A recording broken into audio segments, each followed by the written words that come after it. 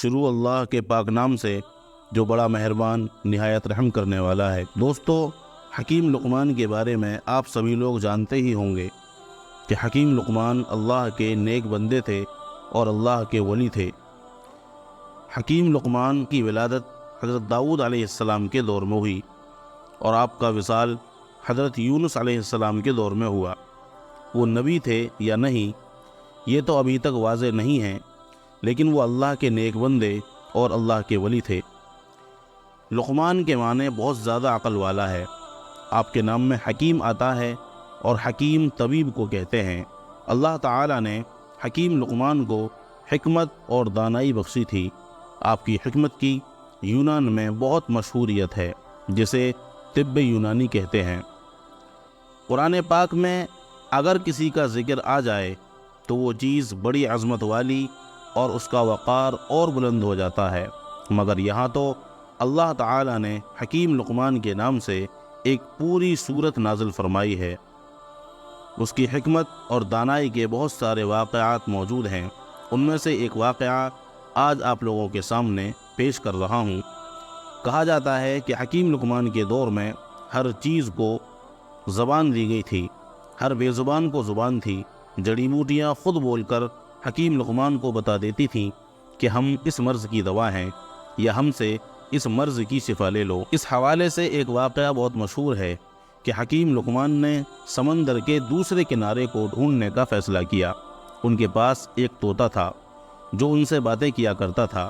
حکیم لقمان نے اپنی حکمت سے جڑی بوٹیوں سے ایک ایسی دوا تیار کی جس کے کھانے سے طوطا بغیر کچھ کھائے پیے اور بنا تھکے 6 مہینے تک اپنی اڑان کو جاری رکھ سکتا تھا۔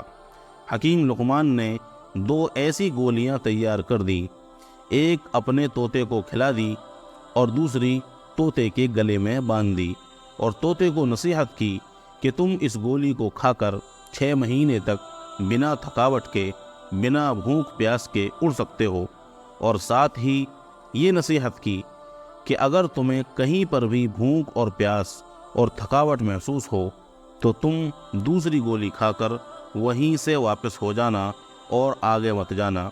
طوطے نے حکیم لقمان سے اجازت لی اور سمندر کی طرف اڑ چلا۔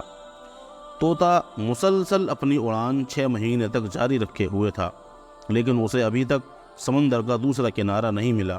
طوطے کو اڑتے ہوئے اب 6 مہینے سے زیادہ ہو گئے تھے۔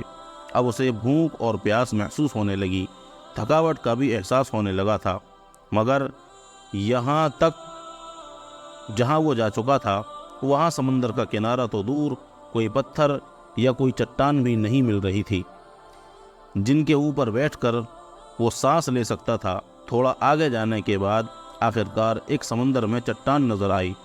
طوطا اس کے اوپر جا کر بیٹھ گیا۔ دراصل وہ چٹان نہیں بلکہ ایک بہت بڑی مچھلی تھی، لیکن طوطے کو ابھی یہ نہیں پتا تھا کہ وہ چٹان نہیں، ایک بہت بڑی مچھلی تھی۔ تھوڑی دیر میں اس مچھلی نے تھوڑی حرکت کی تو طوطا بہت حیران اور پریشان ہو گیا کہ وہ یہ دیکھ رہا تھا کہ یہ چٹان ہل کیوں رہی ہے۔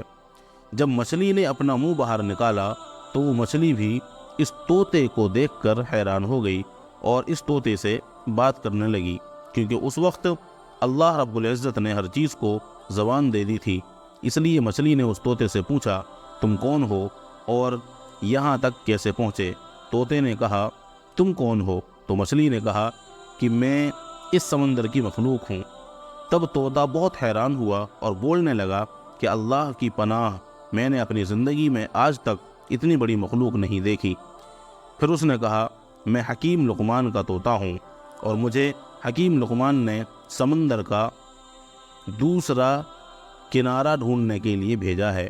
میں نے بہت زیادہ سفر کیا ہے، ابھی تک مجھے سمندر کا دوسرا کنارہ نہیں ملا، اور اب میں بہت تھک گیا ہوں اور اب میں اس سے زیادہ آگے نہیں جا سکتا۔ کیا تم جانتے ہو سمندر کا دوسرا کنارہ کہاں ہے؟ تو مچھلی نے کہا کہ تم مجھے پہلے یہ بتاؤ کہ تم یہاں تک پہنچے کیسے ہو؟ نہ تو یہاں پر کوئی پہاڑ ہے، نہ ہی کوئی جنگل ہے، نہ ہی کوئی درخت ہے جس پر تم بیٹھ کر آرام کر سکو، آرام کر کر کے یہاں تک پہنچ سکو۔ تب اس نے حکیم لقمان کا سارا ماجرا उस मछली को बता दिया।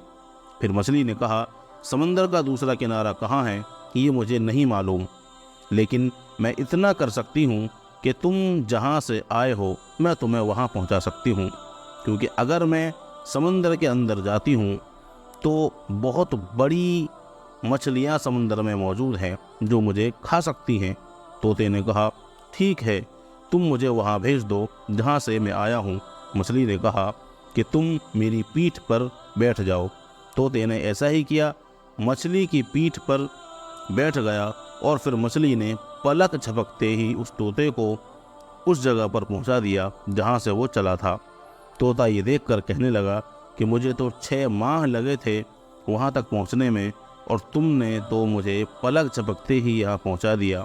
तोता बहुत हैरान हुआ और सोचने लगा कि अभी तो ये मछली ये दावा कर रही थी कि उससे भी बड़ी बड़ी मछलियाँ मौजूद हैं। तोता हकीम लुकमान के पास गया और जाकर अपना सारा माजरा सुना दिया।